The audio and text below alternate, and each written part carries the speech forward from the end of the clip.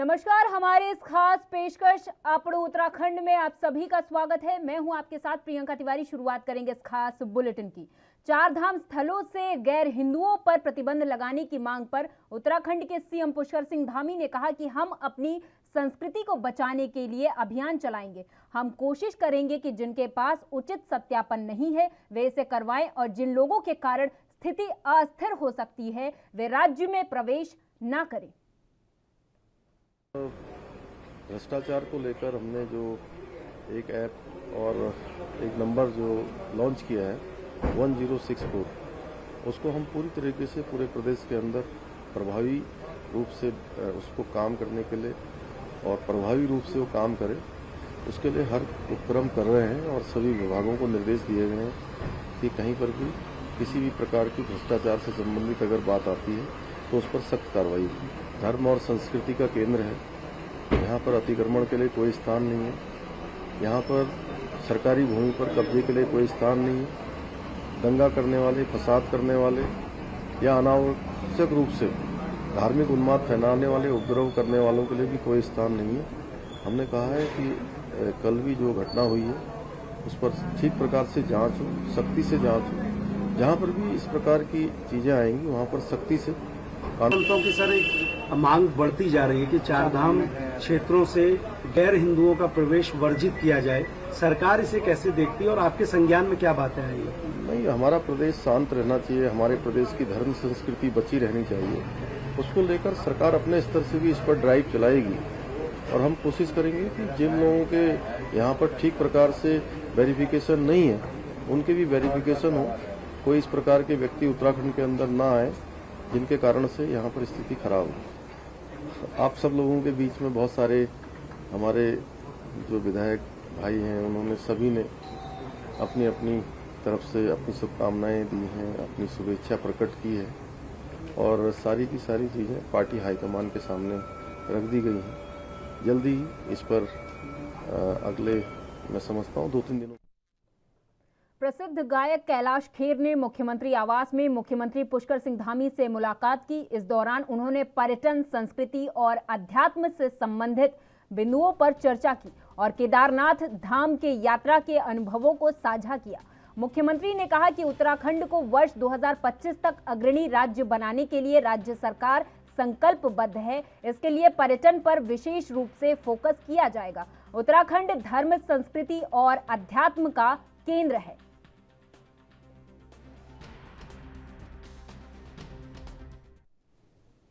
उत्तराखंड के देहरादून में मुख्यमंत्री पुष्कर सिंह धामी ने देहरादून में आपदा प्रबंधन विभाग के साथ बैठक की। आपको बता दें कि सीएम ने आगामी चार धाम यात्रा को लेकर संबंधित सभी तैयारियों को लेकर बैठक की है। साथ ही सीएम धामी ने कहा कि पिछले साल 17 से 18 अक्टूबर को आपदा आई थी, जिसकी जानकारी हमें पहले मिल गई थी, तो हमने अच्छे से तैयारी की थी, जिससे जान माल को नुकसान नहीं हुआ था। आगे भी कोई घटना न हो, इसे लेकर बैठक हुई है। चार धाम यात्रा अभी शुरू होने वाली है, तो उससे संबंधित जो भी पहले से हमें सब जानकारियां मिलें, उसकी तैयारियां हो, जो समीक्षा हो, उस संबंध में हमने सारी बैठक कर ली है और सभी तैयारियां हम पूर्ण कर रहे हैं। जहां जहां जो कमी है उसको और अच्छा करने के लिए हमने सभी अधिकारियों को कहा है। हमारी कोशिश है कि जैसे पिछले वर्ष आपदा से 17-18 जो अक्टूबर में आपदा आई थी पिछले वर्ष, उसकी पहले से हमको जानकारी मिल गई थी, उसकी हमने अच्छी तैयारी करी थी, जिसके कारण से जान माल को कोई क्षति नहीं हुई थी। निकट भविष्य में भी चूंकि हमारा प्रदेश प्रत्येक वर्ष आपदा से ग्रसित रहता है, तो उसी के संबंध में सब चर्चा हुई है। सर, कोरोना भी थोड़ा धीरे-धीरे बढ़ रहा है सर, इसको भी लेकर सर? हाँ, कोरोना को लेकर भी हमने चिंता व्यक्त करी है अभी, और इसमें कोरोना से संबंधित जो भी बचाव के उत्तराखंड में आगामी चार धाम यात्रा के लिए पर्यटन विभाग की वेबसाइट पर ऑनलाइन पंजीकरण शुरू हो गया है। आपको बता दें कि अब तक 40,000 से अधिक यात्री पंजीकरण कर चुके हैं। इस बार चार धाम यात्रा में भारी संख्या में तीर्थ यात्रियों के आने की उम्मीद है। जिस तेजी के साथ लोग पंजीकरण कर रहे हैं, उससे चार धामों में यात्रियों की भीड़ का अंदाजा आसानी से लगाया जा सकता है। 3 मई को अक्षय तृतीया के दिन गंगोत्री और यमुनोत्री धाम के कपाट खुलने के साथ ही चार धाम यात्रा शुरू हो जाएगी। केदारनाथ धाम के कपाट 6 मई और बद्रीनाथ धाम के कपाट 8 मई को विधि विधान से खुलेंगे। पर्यटन विभाग के इस बार 4 धाम यात्रा पर आने वाले तीर्थ यात्रियों की सुरक्षा को लेकर पंजीकरण की व्यवस्था शुरू की गई है।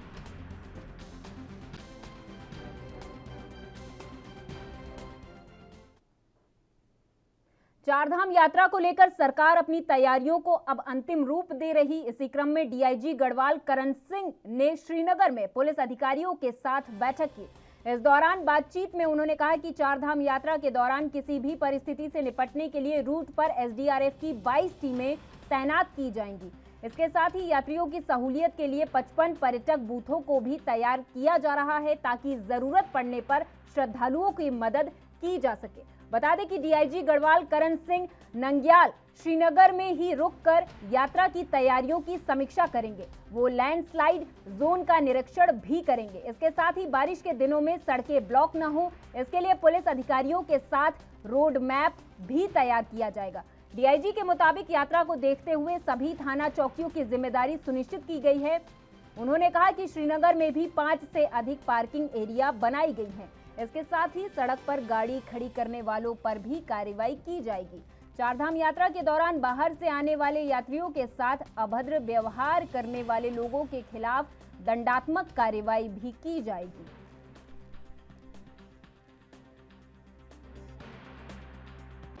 इसके लिए हम लोगों ने जो है पूरी यातायात को सुव्यवस्थित करने के लिए ट्रैफिक पुलिस हमने हर एक जनपद को दिया है जो ट्रैफिक को मैनेज करेंगे। साथ ही थाने की जो जिम्मेदारी है वो भी यातायात को व्यवस्थित करने का रहेगा। इसी तरह से जहाँ पर आपदा इत्यादि है उसको मैनेज करने के लिए एसडीआरएफ की हमारी करीब 22 सब टीमें ये पूरे चारधाम क्षेत्र में रहेगी। जो यात्री यहाँ पर्यटन के लिए आ रहे हैं या यात्रा के उद्देश्य से चारधाम यात्रा के लिए आ रहे हैं उनकी सुविधा के लिए करीब 55 पर्यटन बूथ है हम लोगों ने बनाया है। अभी कल ही फ्री हुई है, वो आएंगे। फिर उसके बाद पर्यटन जितने पर्यटक बूथ है वो बनेंगे। यदि यात्रियों को कोई पूछताछ करनी है, कोई सहायता है लेनी है तो उनको जो है उनसे पूछ के उनकी मदद ले सकता है। ये व्यवस्था उत्तराखंड पुलिस के द्वारा किया गया है। यही चर्चा हो रही थी हमारे पुलिस अधिकारी तो मेन आज मीटिंग का सार यही था कि यहाँ किन किन जगह में ऐसा है जहाँ हम लोग पार्किंग कर सकते हैं। तो ये 3-4 पॉइंट जगह तय हुए हैं जहाँ पर करीब 1000 की कैपेसिटी बताया गया है कि यहाँ वाहन पार्किंग कर सकते हैं। तो उसको पहले से मैनेज कर लिया जाएगा। हमारे सारे अधिकारियों की जानकारी में, आरक्षियों के पुलिस बल को जानकारी में रहेगा कि यदि कहीं भी ओवरलोड सड़कों पर हो गया, वाहन ज़्यादा आ गया तो हम सिलसिलेवार पार्किंग। शहरों में बढ़ती गर्मी से राहत पाने के लिए पर्यटक पहाड़ों का रुख कर रहे। अल्मोड़ा के पर्यटक स्थल इन दिनों पर्यटकों से गुलजार हैं। पर्यटकों की भारी संख्या से सुस्त पड़े पर्यटन कारोबार अब धीरे धीरे पटरी पर आने लगा है, जिससे पर्यटन कारोबारी भी काफी उत्साहित है। अल्मोड़ा के कसार देवी, विंसर, चितई, जागेश्वर समेत तमाम पर्यटक स्थल में इन दिनों पर्यटकों की आमद से चहल पहल बनी हुई है। पर्यटक पहाड़ की शांत वादियों के साथ प्रकृति के खूबसूरत नज़ारों का लुत्फ उठा रहे हैं। अल्मोड़ा के कसार देवी समेत विभिन्न पर्यटक स्थलों में इन दिनों दिल्ली, मुंबई, महाराष्ट्र, यूपी समेत विभिन्न राज्यों के पर्यटक पहुंच रहे हैं।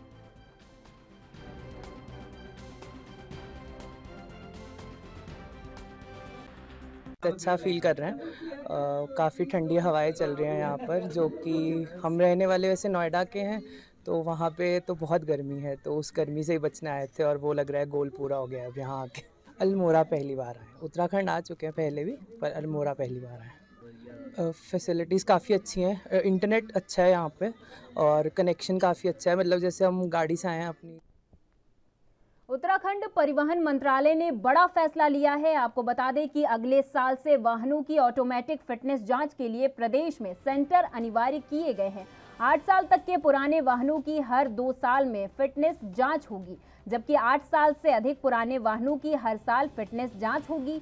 परिवहन मंत्रालय की अधिसूचना के बाद प्रदेश में इसे लागू कर दिया गया है। फिटनेस जांच के लिए प्रदेश में 4 ऑटोमेटेड टेस्टिंग स्टेशन बनने जा रहे हैं। सड़क परिवहन और राजमार्ग मंत्रालय ने केंद्रीय मोटर यान नियम 1989 में एक संशोधन किया है। इसके तहत सारी भारी माल वाहनों और भारी यात्री वाहनों की ऑटोमेटिक फिटनेस जांच 1 अप्रैल 2023 से अनिवार्य होगी। जो भी वाहन 8 साल से अधिक पुराने होंगे उन्हें हर साल फिटनेस जांच करानी होगी और सर्टिफिकेट भी लेना होगा।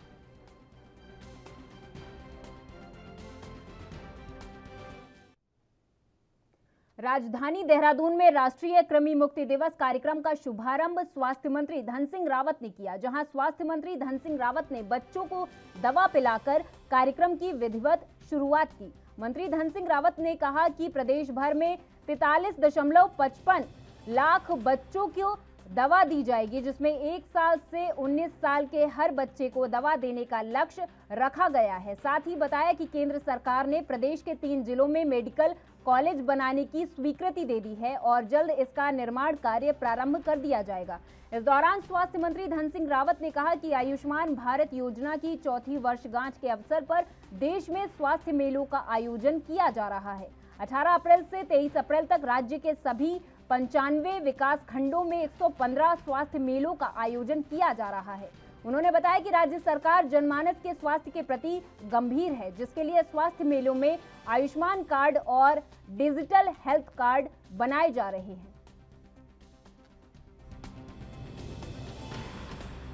पूरे उत्तराखंड राज्य में जो 1 वर्ष से लेकर 19 वर्ष के बच्चे हैं, लगभग 43.5 लाख बच्चे हमारे राज्य में हैं और प्रत्येक बच्चे को हम ये दवाइयाँ देने वाले हैं। जो बच्चे स्कूल में मिलेंगे उनको स्कूल में दी जाएगी, जो बच्चे घरों में हैं उनको घरों में दी जाएगी और घर घर जाके इस अभियान में हम तेज़ी ला रहे हैं। और आज जो कृमि दिवस है, आज हमने इस अभियान का शुभारंभ किया है और मैं कह सकता हूं कि 15 दिन में हम इस अभियान को पूरा करेंगे। अगर ज़रूरत पड़ेगी कि कुछ गांव में अगर दूरस्थ क्षेत्रों में भी जाने की तो थोड़ा इस अभियान को बढ़ाया जाएगा, लेकिन 43 लाख बच्चों को हम सब बच्चों को ये दवाई देने का लक्ष्य सरकार ने रखा है। आपको कहा है कि 6 महीने में हर जिला हॉस्पिटल में CT स्कैन मशीन आ जाएंगे और मैं फिर कह रहा हूँ कि हमारा प्रयास ये है कि कोई भी मरीज जो है जिला हॉस्पिटल से यहाँ रेफर न हो, इसके लिए सरकार पूरी वचनबद्ध भी है, कटिबद्ध भी है और आपको 6 महीने में सारी तस्वीरें दिखाई। आयुष्मान योजना के आज भारतीय जनता पार्टी की सरकार में और जो जनता की आकांक्षा हमारे प्रति है, हर योजना का अक्षर से पालन किया जाएगा और सबकी जवाबदेही भी तय की जाएगी। और मैं कह सकता हूं कि उत्तराखंड राज्य में भारत सरकार की कोई भी योजना स्वास्थ्य और शिक्षा क्षेत्र में अगर होगी। उत्तराखंड के बाजपुर के ग्राम खमरिया में बनी गौशाला में पूर्व मुख्यमंत्री त्रिवेंद्र सिंह रावत पहुंचे, जहां बीजेपी कार्यकर्ताओं ने पूर्व मुख्यमंत्री त्रिवेंद्र सिंह रावत का जोरदार स्वागत किया। इस दौरान पूर्व मुख्यमंत्री त्रिवेंद्र सिंह रावत ने NH 74 घोटाले में सफेद पोश नेताओं की भी मिली भगत होने की बात कही। आपको बता दें कि इस दौरान उन्होंने गौशाला का भ्रमण किया और गोवंशीय पशुओं को गुड़ खिलाया। वहीं त्रिवेंद्र सिंह रावत ने कहा कि लगातार बढ़ रही महंगाई और प्रदेश को सही तरीके से चलाने के लिए हमें आय के स्रोतों को बढ़ाने की जरूरत है। हमको अपने आय के साधन बढ़ाने होंगे। हमारे जो तराई के जो ज़िले हैं, अगर हम यहाँ पर कैपिटा इनकम देखें तो उसकी तुलना बागेश्वर से करें, पिथौरागढ़ से करें या चमोली उत्तरकाशी से करें तो बहुत बड़ा अंतर हमको नज़र आएगा। हमको फोकस उन जगह पर करना पड़ेगा जहाँ पर हमारी पर कैपिटा इनकम कम है। ऑफिसर्स ACR वर्ष 2008 से पहले सचिव और प्रमुख सचिव की ACR विभागीय मंत्री ही लिखा करते थे। वर्ष 2008 में इस व्यवस्था में परिवर्तन किया गया। अब तक नवंबर 2008 में लागू व्यवस्था ही चल रही थी। प्रदेश में सचिव और प्रमुख सचिव स्तर के अधिकारियों की वार्षिक गोपनीय रिपोर्ट लिखने का अधिकार भले ही विभागीय मंत्रियों के पास नहीं है, लेकिन वह इस पर अपनी टिप्पणी दे सकते हैं। इसके लिए कार्मिक विभाग ने मंत्रियों को ACR भेजे जाने की व्यवस्था की है। ये बात अलग है कि इस व्यवस्था का अनुपालन नहीं किया जा रहा है। वहीं अपर सचिव स्तर के अधिकारियों की एसीआर लिखने का अधिकार अभी भी विभागीय मंत्रियों के पास है। प्रदेश में इस समय मंत्रियों को सचिव स्तर के अधिकारियों की एसीआर लिखने का अधिकार देने का विषय राजनीतिक गलियारों में तेजी से उठ रहा है। कैबिनेट मंत्री सतपाल महाराज इस विषय को मुख्यमंत्री पुष्कर सिंह धामी के समक्ष उठा चुके हैं। इस पर मुख्यमंत्री ने मुख्य सचिव को कमेटी गठित करने के साथ ही अन्य राज्यों की व्यवस्था का अध्ययन करने को कहा है। फिलहाल अभी तक नवंबर 2008 में लागू व्यवस्था ही चल रही है।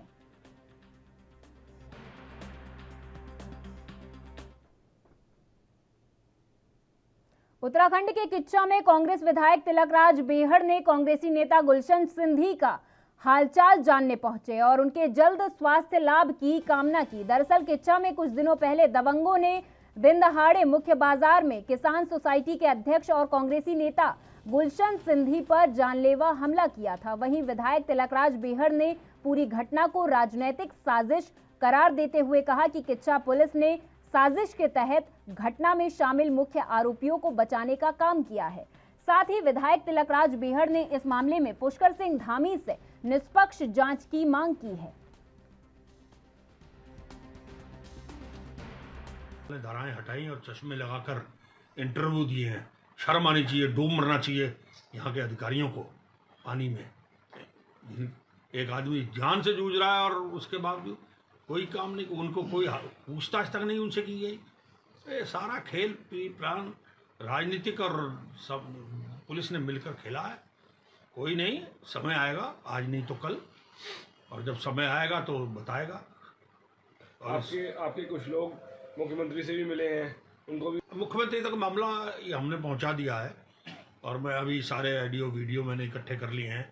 जो अधिकारियों ने इंटरव्यू दिए मीडिया को, उनको पूछताछ के समय के, और जो भी हमारे पास रिकॉर्ड्स हैं हमने कर दिए। और मैं सारे विधानसभा से लेकर मुख्यमंत्री तक जाऊंगा और लड़ूंगा। और जब उत्तराखंड के देहरादून में गांधी पार्क में कांग्रेस की ओर से सद्भावना एवं सद्भाव की प्रार्थना कार्यक्रम का आयोजन किया गया। आपको बता दें कि इस आयोजन में पूर्व मुख्यमंत्री हरीश रावत, कांग्रेस अध्यक्ष करण मेहरा, नेता प्रतिपक्ष यशपाल आर्य समेत तमाम कांग्रेस के नेता और कार्यकर्ता मौजूद रहे। वहीं इस कार्यक्रम में अलग अलग मजहब के लोग मौजूद रहे। सभी ने कार्यक्रम में हिस्सा लेकर समाज में एकता और सद्भावना का संदेश दिया।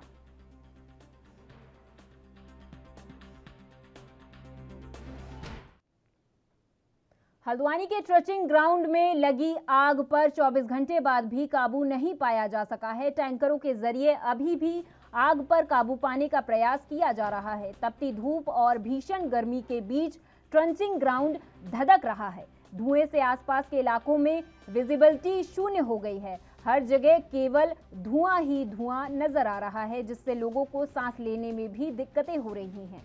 हल्द्वानी के ट्रचिंग ग्राउंड में प्रतिदिन 130 टन कूड़ा हल्द्वानी, भीमताल और भवाली से डंप होता है। लगातार लगी आग से प्रदूषण का खतरा बढ़ता जा रहा है। नगर आयुक्त के मुताबिक आग बुझाने का प्रयास जारी है। जब तक नगर निगम का सॉलिड वेस्ट मैनेजमेंट बनकर तैयार नहीं हो जाता, तब तक ट्रंचिंग ग्राउंड का समाधान होना मुश्किल है।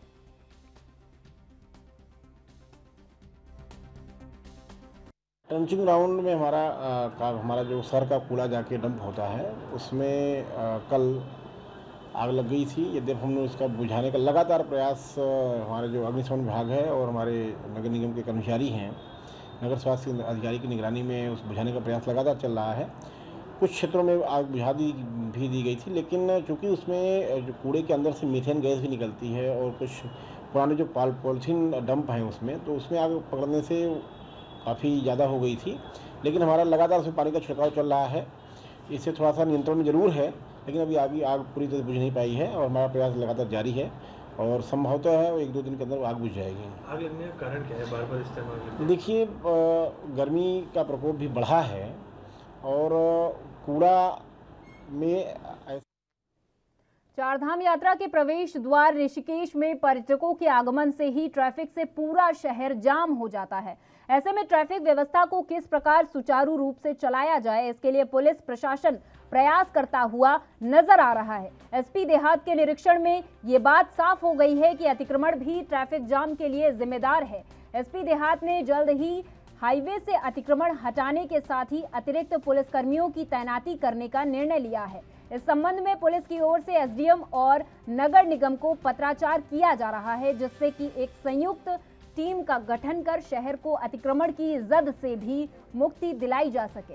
एसपी देहात कमलेश उपाध्याय का दावा है कि चारधाम यात्रा शुरू होने से पहले पुलिस ट्रैफिक व्यवस्था को सुचारू रूप से चलाने की दिशा में कई अहम कदम उठा लेगी, जिसमें स्थानीय जनप्रतिनिधियों और व्यापारियों के साथ बैठक कर सहयोग भी लिया जाएगा,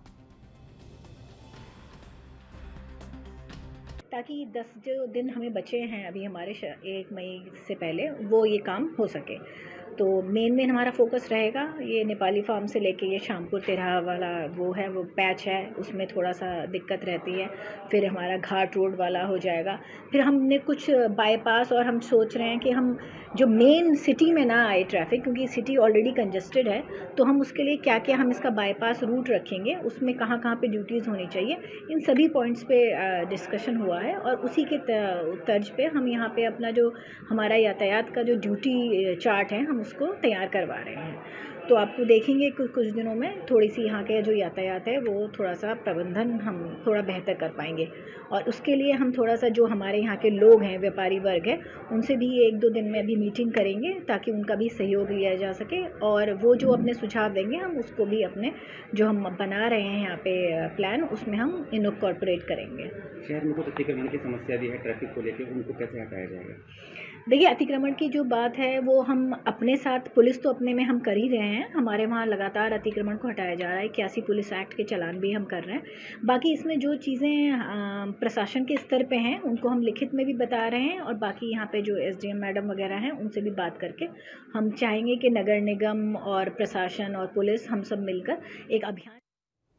उत्तराखंड के किच्चा में कांग्रेस विधायक तिलक राज बेहड़ ने प्रेस कॉन्फ्रेंस को संबोधित किया। इस दौरान उन्होंने बीजेपी पर निशाना साधते हुए कहा कि बीजेपी प्रत्याशी अपनी हार के बाद बौखला गए हैं और उनकी ये बेचैनी साफ तौर पर देखने को मिल रही है। कांग्रेस विधायक ने किच्चा विधानसभा में बीजेपी के पूर्व विधायक राजेश शुक्ला पर जमकर जुबानी हमला बोला और कहा कि मैं 20 साल तक लगातार विधायक रहे और उसके बाद 2 चुनाव हारने पर उन्होंने संयम बनाए रखा, लेकिन बीजेपी की बेचैनी और नफरत की राजनीति साफ देखने को मिल रही है। लेकिन हमारे द्वारा मॉनिटरिंग की जाएगी और ओछी राजनीति बर्दाश्त नहीं होगी।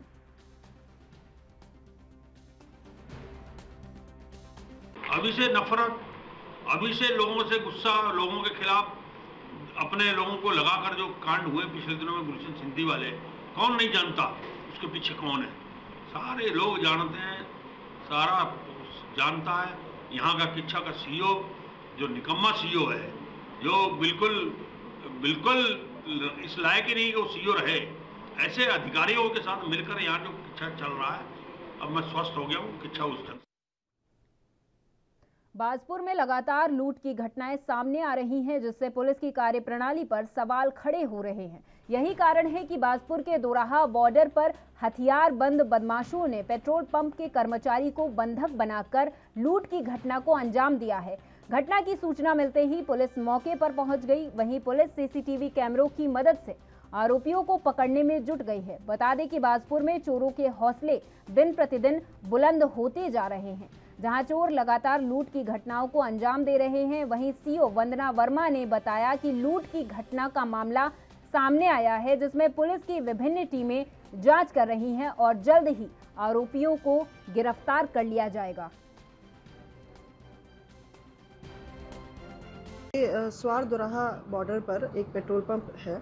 पेट्रोल पंप में जो काम करते हैं कर्मचारी, उनके द्वारा ये सूचना दी गई कि आधी रात को 2 अज्ञात युवकों द्वारा पेट्रोल पंप में घुसकर, उनके कैबिन में घुसकर उनको थोड़ा बंधक बनाकर और तमंचा दिखाकर उनसे जो भी कैश वहाँ पर जमा था वो कैश लूट कर ले गए हैं।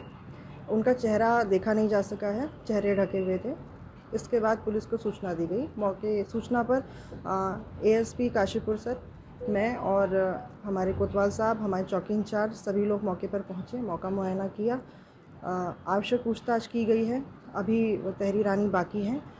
घटना के बाद सभी पहलुओं पर विस्तृत जांच की जा रही है, टीम बनाई जा रही है और जो भी होगा इसमें जल्दी ही आरोपियों को की गिरफ्तारी कर ली जाएगी। देखिए, घटना हुई है, पूर्व में भी जो घटना हुई है उस घटना का भी 1 हफ्ते के अंदर जल्दी सफल खुलासा किया गया है और इसी प्रकार इस उत्तराखंड के अल्मोड़ा में मेडिकल कॉलेज के नर्सिंग और पैरामेडिकल के कर्मचारियों ने जिलाधिकारी को ज्ञापन सौंपा है। आपको बता दें कि इस मामले में स्वास्थ्य कर्मियों ने धोखाधड़ी का कार्य करने का आरोप लगाया है, जिसमें उन्होंने कहा कि एवीएसएम कंपनी माध्यम से वह 2019 से कार्यरत हैं। फिलहाल कंपनी ने 2022 के बाद से उनका कॉन्ट्रैक्ट समाप्त कर दिया है, जबकि प्रशासन द्वारा कहा गया था कि इसके लिए उच्च विभाग को लिखा जाएगा, पर उसमें अभी तक कोई कार्रवाई नहीं की गई है। वहीं सभी कर्मचारियों ने आरोप लगाया है कि 250 मेडिकल कर्मियों के साथ खिलवाड़ किया जा रहा है। उन्होंने जिलाधिकारी को पत्र लिखकर मांग की है कि उनके साथ उनके समय की बढ़ोतरी की जाए, नहीं तो उनके द्वारा कार्य का बहिष्कार किया जाएगा। लोग कार्यरत हैं। आज विगत फरवरी तक 28 फरवरी 2022 तक का एवीएसएम के थ्रू टेंडर रखा गया था। आज वो टेंडर ख़त्म हो चुका है। उसके बाद हमने प्रशासन, अपने मेडिकल कॉलेज के प्रशासन से बात की, जिनका कहना है कि हम लोग आपकी बात रखने के लिए एक्सटेंड करा हुआ है हमने, बट हमें कोई प्रूफ नहीं दिया गया है। तो आज हमारी खुद बात हुई एमएस सर से। और मेरे साथ इस खास पेशकश में बस इतना ही। आप देखते रहिए ANB न्यूज़। नमस्कार।